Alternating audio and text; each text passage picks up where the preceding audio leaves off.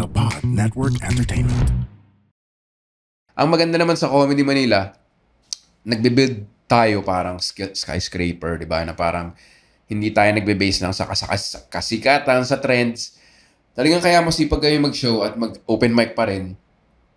Kasi wala eh. Ang labanan talaga sa stand-up comedy, material eh.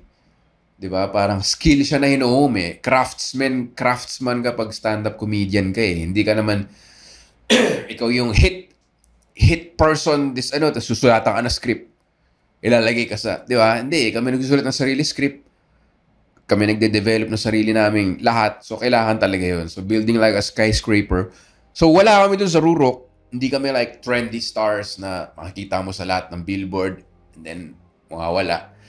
So, parang yun na maganda sa discipline tsaka sa craft ng stand-up comedy is yung stage talaga tsaka yung tawa, yung judge ng career namin, in short.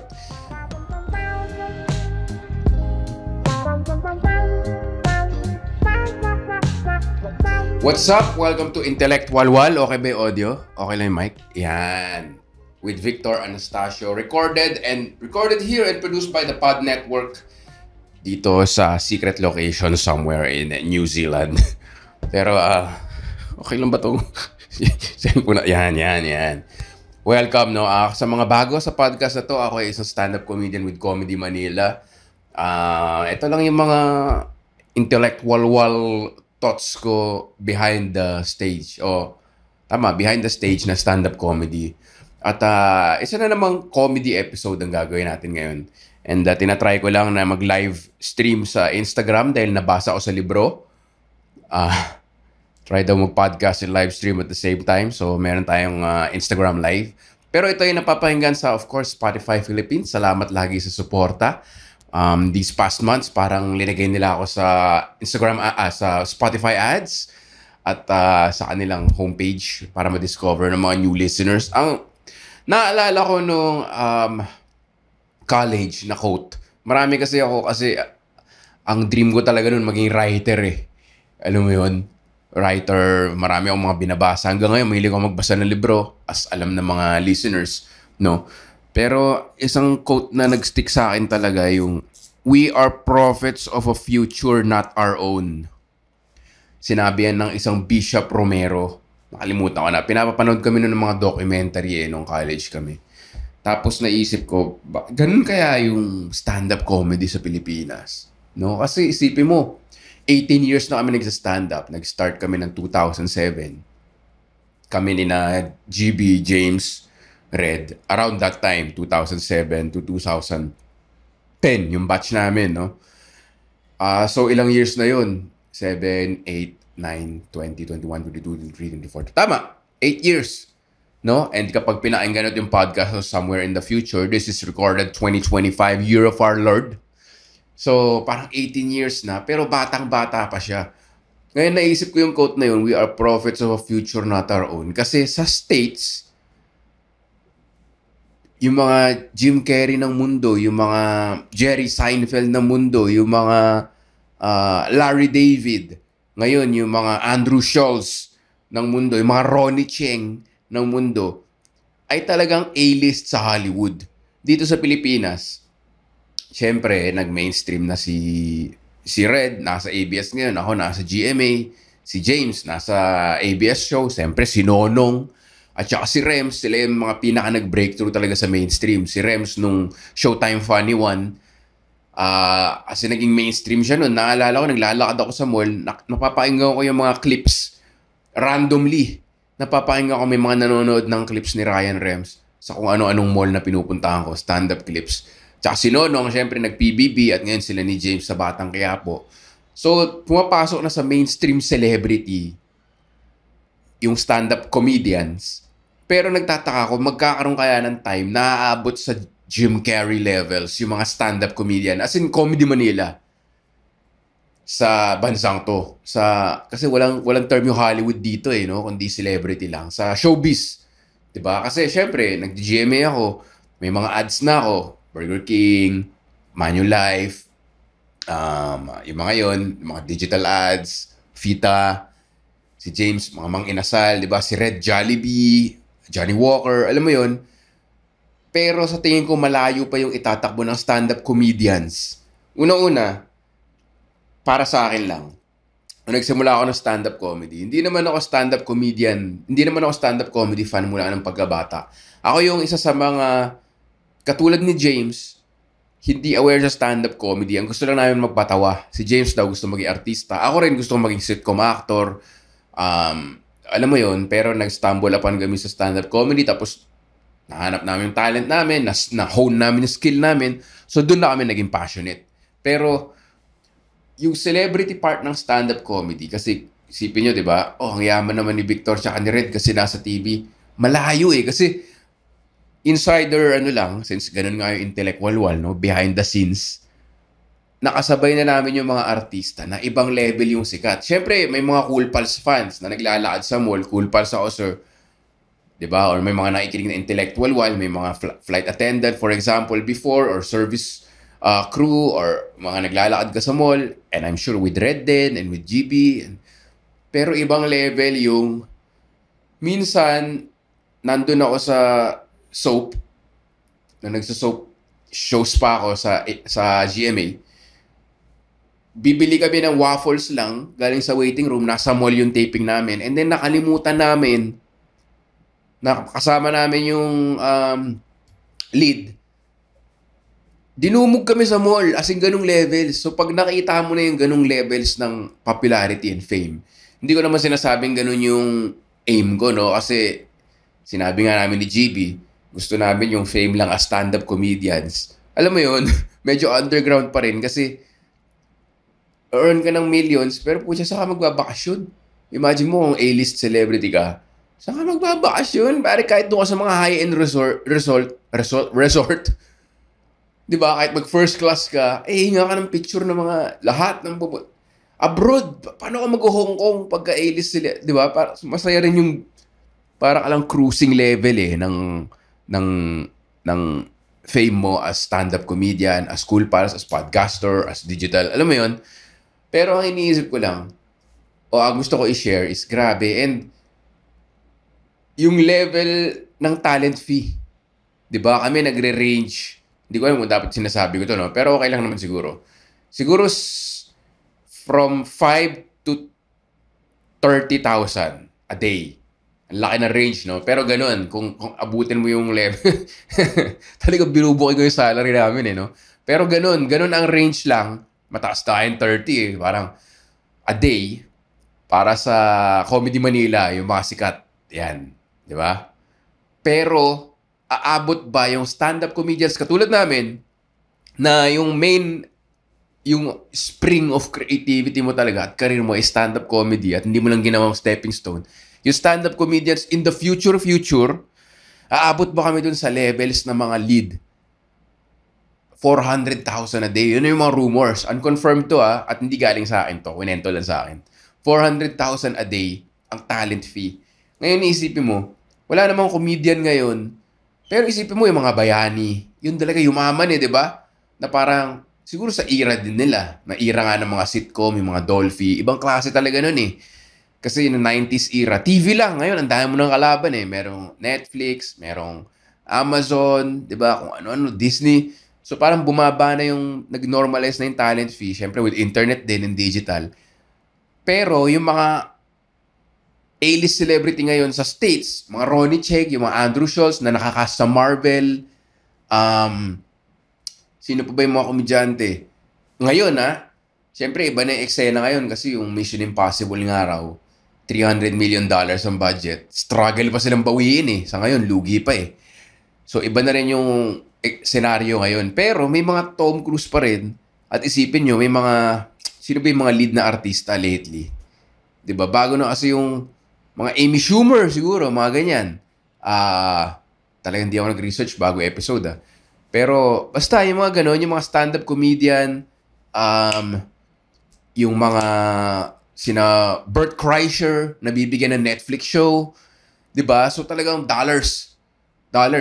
And I don't wanna sound ungrateful, guys, no. I'm grateful for all the blessings that stand-up has given me. Siyempre, nag-branch out na yan into digital commercials, acting before, movie opportunities, TV opportunities.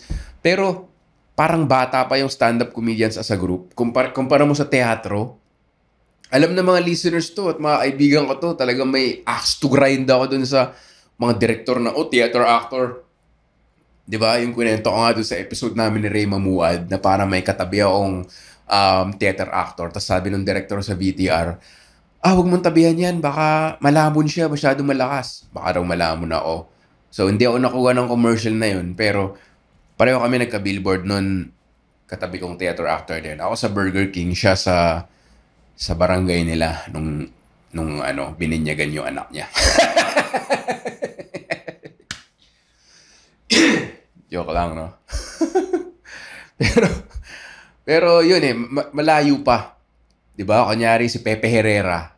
'Di ba? Ang layo ng level niya sa pinakasikat na Comedy Manila. And hindi ko iba rin siguro yung skills ng theater actor, mas magaling sila or whatever, pero nasa perception din yan talaga eh. Niwala ako dun eh. Na parang kunyari si Bill Burr. 'Di ba? Bill Burr, meron siyang animated series, meron siyang Breaking Bad, napasok siya sa Breaking Bad, Mandalorian, 'di ba, Star Wars. So, yung mga ganon, and then hindi siya main actor siya sa Broadway, yung Glengarry Glen Ross, 'di ba? Naging main actor siya doon. So, sa tingin ko, yun kaya iniisip ko, prophets of a future not our own. Sino kaya yung mga absolute mega best in, sabihin natin, 2 decades, 3 decades, naaabot na kaya sila sa Jim Carrey pa rin yung example ko. Pero again, yun nga yung old school film era pa na literal film. Pero ngayon, sino ba yung Kevin Hart. Boom! Nakahanap na tayo na example natin, ladies and gentlemen. Sino yung Kevin Hart ng Pilipinas na hindi lang gagamitin yung stand-up as a springboard to celebrity or showbiz, kundi yun talaga siya magiging known for. Gets nyo? Na parang household name stand-up comedian. And siguro 10-20 years, aabot nga yung Cool Pals doon. Di natin alam dahil talagang tuloy-tuloy. Or kami ni Red, di natin alam dahil masipag naman kami, tuloy-tuloy. Pero sino yung magiging Kevin Hart? Sino pa ba yung mga next? Yun nga, Amy Schumer, naiisip ko. Okay, may naisip ako. Sino yung laging buntis na nag-stand-up? Basta yung dramatic, naging rom-com actor din siya sa Netflix. Asian girl, siya na laging buntis. Margaret Cho, iba yata yun. Iba yata siya. Basta, kilala niyo yung laging buntis na stand-up, tapos naka-glasses, di ba? Siya, may Netflix siya. And then kasama siya sa Beef na movie. Yung babae yun, stand-up comedian yun. And, di ba, sino kaya yung mga giging ganun na stand-up comedian from Comedy Manila? And 30 years from now, 20 years from now, kasi long term ako mag-isip talaga ever since. Meron pa bang Comedy Manila? Hindi natin alam. Kaya every time mag-show kami, manood na kayo. Speaking of, mga taga Quezon City, as of this recording, meron na tayong 319, napaka-alanganin, no? Hindi man lang 320. 319 tickets sold sa Ateneo show ko, Erwin Theater. Sobrang excited na ako doon. So, punta lang kayo sa Instagram ko or TikTok or punta kayo sa ticket2me, number2.net. Victor Anastasio, wala sa Netflix.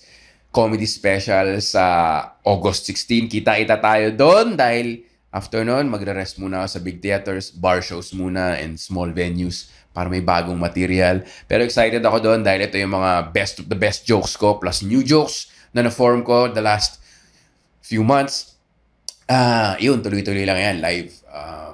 Grabe, 300. So medyo 1/3 of the way na tayo para mapuno yung theater.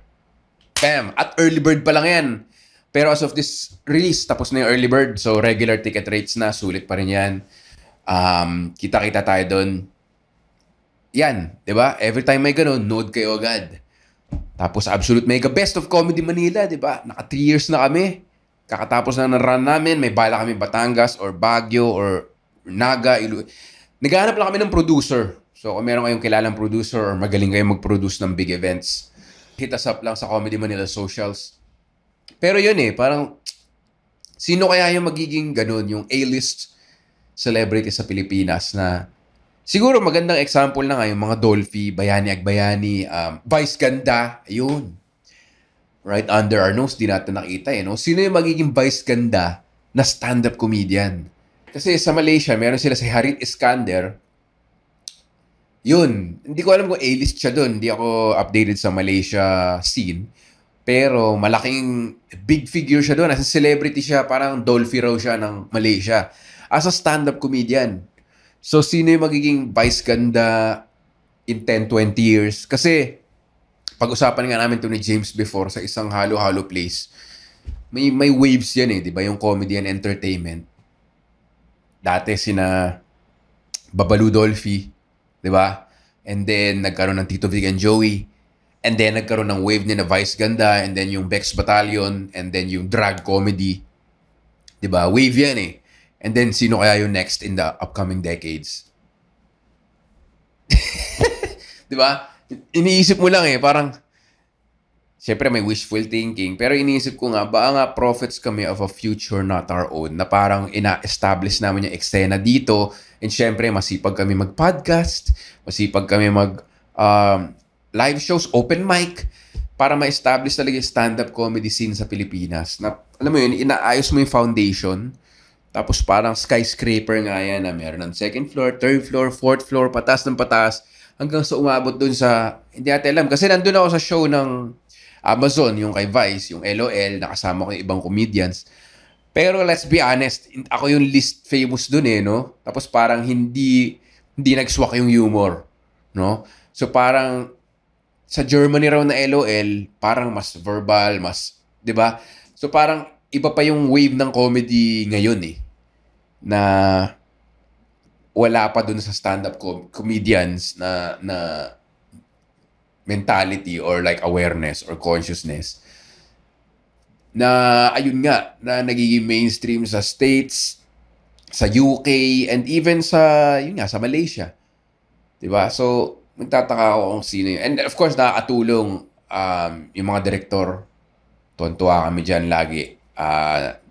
Pasensya sa mga direktor na hindi na ko ma-mention, pero ang mga laging tumutulong yan sa Manulife, nabigyan din si ako, syempre first, and then nabigyan din yung ibang from Comedy Manila before, or mga comedian before, si Direk Lyle Sacris, and then si Joel Ferrer and Miko Levelo, yung dalawang, ano na yun, lovers na yun. Joke lang yung lovers. Pero, I mean, they love each other in a brotherly way. Lagi sumusuporta, and of course, si Direk Marius Talampas. So, may mga ganun na nagpapasok sa stand-up comedy sa mainstream, and siyempre simula sa digital, yung mga Netflix ad nila na naka-diaper na red, di ba? Kinuha sila ni Direk Marius. Hanggang ngayon, kinuha ko sa arcade. Maraming salamat. Alam mo yun, may mga ganung tumutulong. And nagde-deliver naman kami, I think, di ba? Kasi talagang performer kami, live performer. So, pag may camera, may crew sa paligid mo, talagang papatawa ka and on ka. Yun ang training ng live stand-up comedy. So yun, maraming pag ganun. But then wala pa kami dun sa naalala ko may picture dati ako nakita na kumakain lang sila ng Shakey's. Sina Itbulaga crew. Kumakain lang sila ng Shakey's, tapos mga libreng ads to pero kumakain sila ng, baka naman, may mga brands dyan, gusto nyo mag-sponsor ng podcast. Support the cause, pare. Podcast is the future. Alam nyo, kung executive kayo ngayon, or young executive kayo, siguro mga middle management yung mga kaedad namin ngayon eh. Wala ba? Podcast is the future. Sinusundan lang naman natin Amerika eh. Ano nangyari sa YouTube? Diba? Tapos hindi kayo magra-ride sa podcast wave. Dapat mag-ride kayo. Diyan naluluma kaya na-extinct yung mga dinosaur eh. So kung ano kayo ngayon, mid-executive, papunta kayo senior executive or something, podcast the way to go. Anyway, may nakita akong picture dati, kumakain na sila ng Shakey's, tambay lang. Humble lang, di ba? No, everyday people, sabay may nakapark na Range Rover na puti doon sa garahe. Alam mo yun, parang hindi ako nagiging ungrateful. Again, nagtataka lang ako kung gaano pa kataas yung skyscraper. May nabasa rin kasi ako ng build like a skyscraper, not a rocket.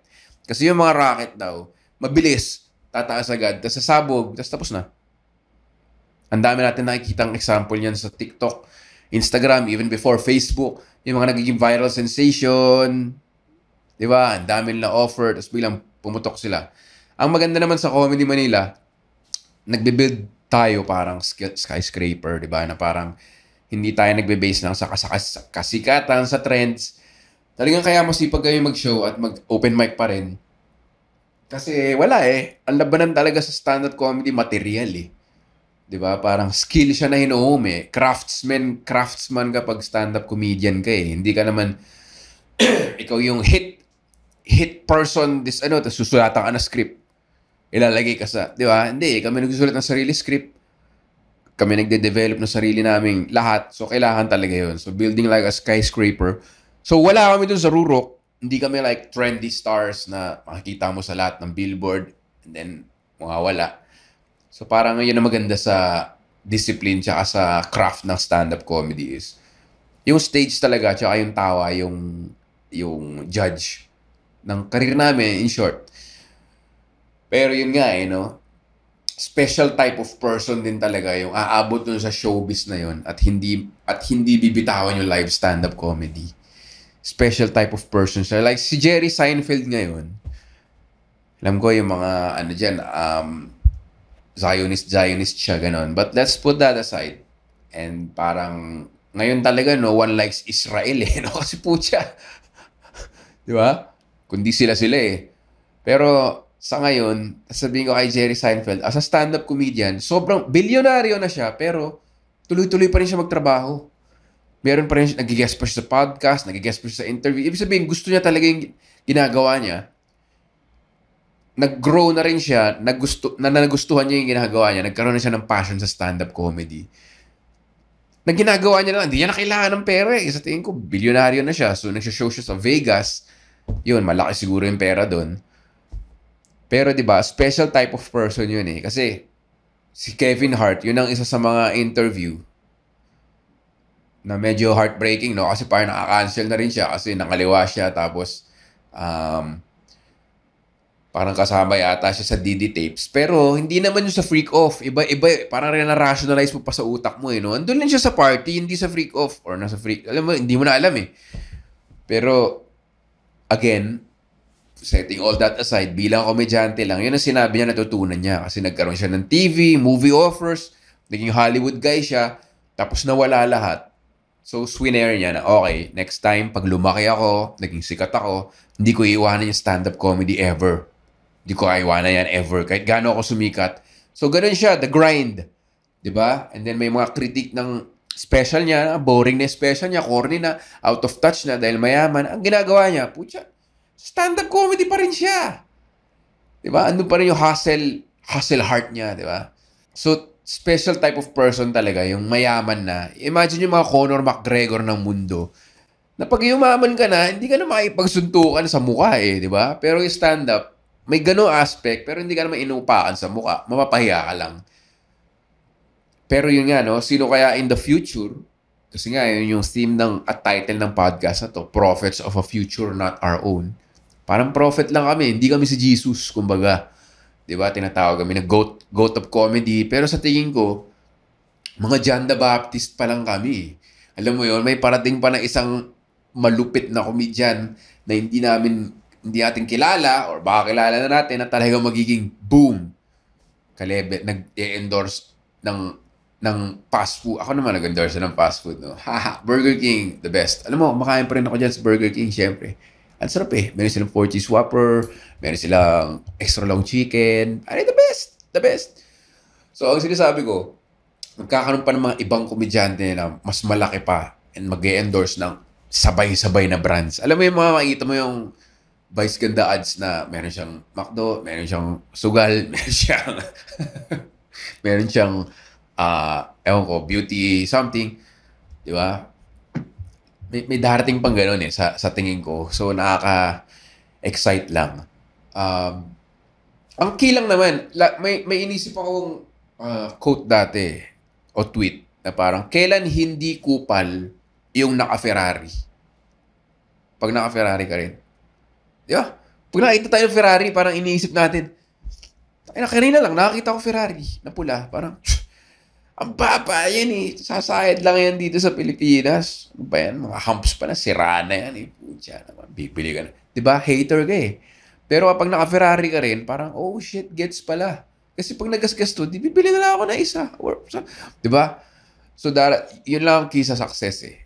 kapag successful enough ka rin sa mata mo, hindi ka ma-insecure na ipuput down mo yung iba eh. So ako, kung magkaroon ng ganun, katulad nung nanalo si Ryan Rems, putya lahat talaga kami nun, talagang genuine, natuwa. Alam mo yun? Kasi alam namin, a rising tide raises all boats. Gaya nga ng sabi ko sa event ko with si Jasper. Event episode ko with Emil Buenaventura dito sa podcast na to, sa Intellectual Wall. A rising tide rises all boats. So yun, yung level of kasikatan ni Ryan Rems na tuloy-tuloy siguro na parang nagkaroon din siya ng mga malalaking endorsement nun eh. So parang sino pa kaya yung darating na ganun? Tapos pataas pa ng pataas. Alam mo yung palaki pa ng palaki yung Comedy Manila, yung si Red, meron nga yung TV show. 'Di ba?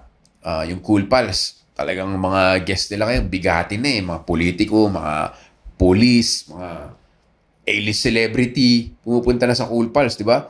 So, kami ba? Kami ba si Jesus? Kami ba si Jesus? Na hindi namin alam, papako rin pala kami. At papawis ng dugo. Pero di ba, nakakaano lang, interesting lang isipin na ganun. Ako naman, since podcast ko naman to, parang yun nga, may mga opportunity na dumating na TV, teleserye at ibang mga movies. Pero parang naisip ko, mag-focus muna sa Absolute Mega Best. Kasi kung meron kami mga out of town or out of the country, syempre 4 days yan, 3 days. Ang hirap i-schedule pag may serye ka or movie shoot. So tuloy-tuloy pa rin yan. Kakashoot ko lang ng movie last year. Alam mo yun, tuloy-tuloy pa rin eh. Lumabas nga, directed by Joel Ferrer, yung Fruitcake, as a stand-up comedian ako dun. Yun, yung may mga ganong opportunity. So tuloy-tuloy lang siya like a skyscraper, building floor by floor. Alam mo yun, habang palaki ng palaki ang TF namin. Hopefully. Yun lang, no? Kasi iniisip natin ngayon, or may tendency sa community, sa stand-up comedians na, laki na eksena. Kasi di ba, pag Absolute Mega Best, sold out lagi. Di ba? Pag Grand Year Ender, sold out lagi. Pero pag again, ako parang gusto ko mag-zoom out at long-term thinker ako lagi. Sige. Pero, tapos na yung kailan magiging arena acts? For example, si Vice Ganda nun or si Rico Blanco, hindi naman sa equal sila, no? Siyempre, hindi sila parehong komedyante. Pero parang nag-aaraneta levels na sila yung ganun. So, kailan naabot doon? Feeling ko una yung Cool Pals kasi feeling ko kaya naman nila eh. Alam mo yun? Unti-unti. At saka, syempre, kaya namin yan. Absolute Mega Best. In 20 years, 10 years, di natin alam. Kaya, gaya na sinasabi nila, walang self-made successful person talaga eh. Dahil ang daming tumutulong katulad ng mga brands. Yan, syempre, si Burger King. Dito lang sa podcast, di ba? Sina Clear. Di ba? May taga-Unilever na nag-a-advertise sa podcast. So, this is it, guys. Podcasting, papunta na talaga dun eh. And masipag naman kami and parang, key duplication in shoe repair shop ang stand-up comedian and podcast. Alam mo yun, parang ganun kami. Natural sa comedian na mag-podcasting. So, tumutulong ang TPN, tumutulong yung mga director na sinabi ko, tumutulong yung mga brands and yung mga manager ng brands na fan ng comedy, specifically stand-up comedy, specifically Comedy Manila, na gustong i-feature yung group namin sa brands nila. And marami na nakikinig, alam ko, na big boss or magiging big boss na itatap kami. Di ba nag-start sa mga X-deal and then deals na and then ayun. So, nakaka-excite pa rin ang stand-up comedy dito. Malaki na yung eksena. And again, not to be ungrateful or not to disregard kung saan namin nakarating. Pero, alam mo yun, being around real deal celebs, yung parang pag naglakad ka sa taping ng movie, ay talagang tumitili yung mga tao at alam mo yun, sino kaya yung ganun? Sa stand-up comedy, specifically from Comedy Manila. Kung meron man, yung mga Kevin Hart, sino pa ba? Jokoy. Yan, patapos na ang episode dahil 30 minutes na to. Sino kaya ang joke na Pinoy? I mean, pure Pinoy. I guess yung sinasabi ko, no? Si Joey kasi syempre American raised. Yun, American culture, American, kumbaga, what happened, fella? Hindi niya magigets yun. Yung ganun level, nagigets nyo? Yung Pinoy, born and raised, stand-up comedian, na Jokoy level. Diba? And capable ba yung mga Pilipino, yung Pinoy audiences? Hindi, feeling ko capable diba? Ayoko naman maging nega, tas parang, hindi, pagka Pinoy lang, pagka film lang parang hindi sinisisi mo yung audience pag ganun. Parang nasa amin yun diba? Kasi si Rico Blanco nga nakaka-araneta, si Vice nakaka-araneta. So, yun ang natutunan ko rin sa stand-up comedy sa mga interviews ng mga stand-up comedians sa States. May mga levels nga yan diba? Club comedian, theater comedian, boom, arena comedian. Diba? Aabot kaya yung absolute mega best sa arena levels? Or merong mga bagong Jesus na aabot dun sa levels na yon? Or patay na ba kami in the 3rd, 4th, 5th generation na stand-up comedy? Dun na yung mga arena comedians? We don't know. We never know. Exciting isipin, di ba? Kasi nga, dali mabulag sa social media. Sold out. Ganyan. And then, may commercials si ganyan. Pero alam mo yun, rumors lang. Tagal na nito siguro 10 years ago. Isang ice cream commercial ng A-list celebrity, 6 million yung bayad. Or isang film, 6 million pesos yung bayad. Alam mo yun, sino yung stand-up comedian na aabot doon? Na hindi makakabakasyon. Ako gusto ko magbakasyon pa rin alam mo yun. Na pupunta sa isang high-end resort, pupunta sa isang first-class flight, pupunta sa Japan, at makikilala at mabubulabog. Sino kaya yung ganun? Diba?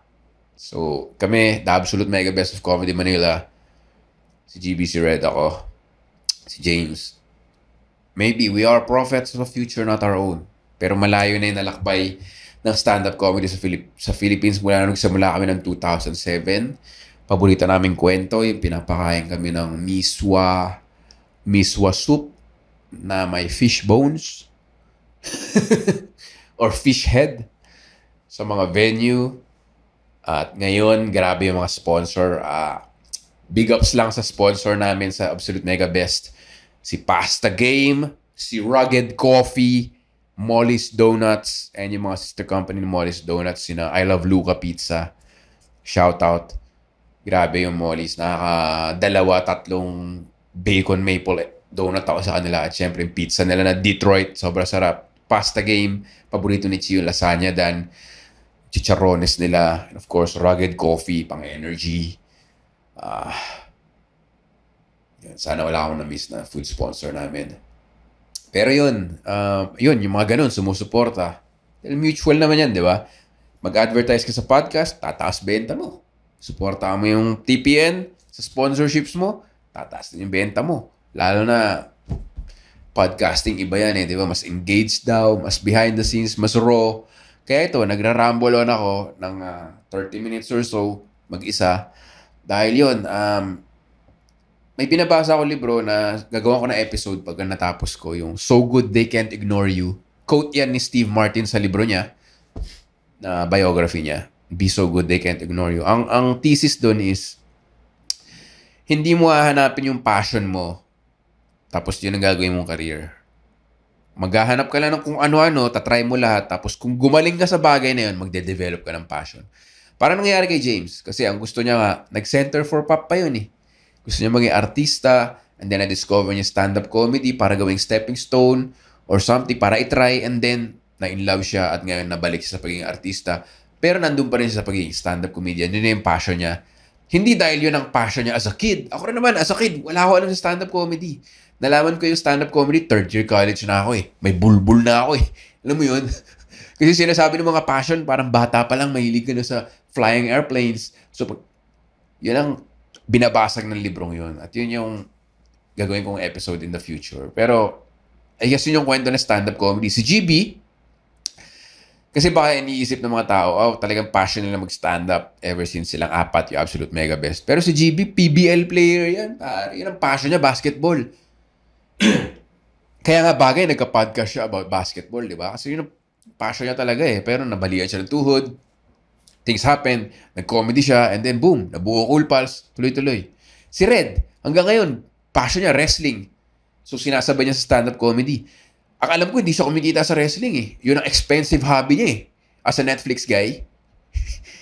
Expensive hobby niya, mag-produce ng mga wrestler, magbayad ng mga wrestler, production team, story. Yun ang passion niya. Ako naman, frustrated musician. Nakikita niya sa Instagram, nagtutugtog ako ng mga, or kami ni Ali, gumagawa kami ng mga rap songs. Hip-hop talaga yung passion ko eh. Hip-hop and music. Diba? Parang kahit yung guitar, hip-hop guitar, lo-fi, alam mo yun? Pero dito ko magaling. Fortunately or unfortunately, hindi ko alam.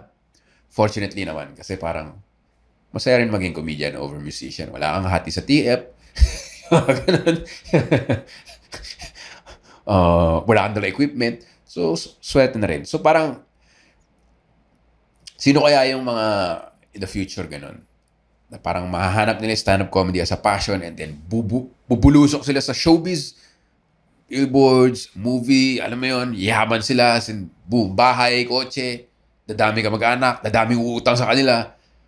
Alam mo yun, Dolphy ng stand-up comedy. Hindi ko alam. At alam, ibang tao ba yun? Nandun na ba yun sa Comedy Manila produced shows ngayon? Andun ba sa bagong comedians yun? Hindi natin alam. Andun ba yun sa Absolute Mega Best? Hindi natin alam. Pinanganak na ba siya? Hindi natin alam. Sino yung Jesus? Di ba? Ganda na episode na to po siya. Please tap or click follow sa Spotify para every time maglabas ako ng episode, ma-notify kayo. Every time tap niyo yung follow, may isang bagong palapag ng skyscraper ng stand-up comedy sa Pilipinas na nalalagyan ng pundasyon.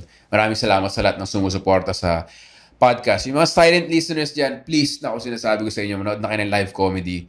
Again, August 16, almost 1/3 na tayo ng theater. Mabubuo natin to, kaya natin to. 1 month to go as of this recording. Tickettome.net. Wala sa Netflix. Ako, di ba? Ako yung komedyante sa Absolute Mega Best na wala sa Netflix. Yung Cool Pals, hindi natin alam. Parang feeling ko, low-hanging fruit na yung Cool Pals. Alam mo yun? Medyo sure na ako dun eh. Ako yung wala sa Netflix. So, supportahan niyo ako. Ano pa ba? Yun lang. Kung gusto niyo magpadala ng food, abang recording namin, para may pagkain yung producers natin, pagkain yung podcast managers, pagkain ako, at matulungan yung business nyo, message nyo lang ako sa Instagram at Victor Anastasio. Join my Facebook and Instagram and Telegram group. Yung links ng ng Telegram and Facebook group ay nasa description ng episode na to. Maganda yung usapan. May mga unread messages pa ako na hindi nababasa doon about previous episodes. Masaya ang community, respectful, pero kalug din at helpful. So Facebook, Telegram, maraming salamat sa inyo. Again, kayo ang bumubuo ng mga palapag ng soon-to-be skyscraper ng Comedy Manila. Gaano kataas ang skyscraper na yun? That will depend sa sipag namin. Kanina gumising ako ng tanghali. At syempre, sa suporta ng mga nakikinig ng podcast at nanonood ng live. Peace out, everybody. In a sense, we are all prophets of a future not our own. Bam! Yun ang pinakamagandang ending ng solo episodes ko so far. Peace out. Ingat.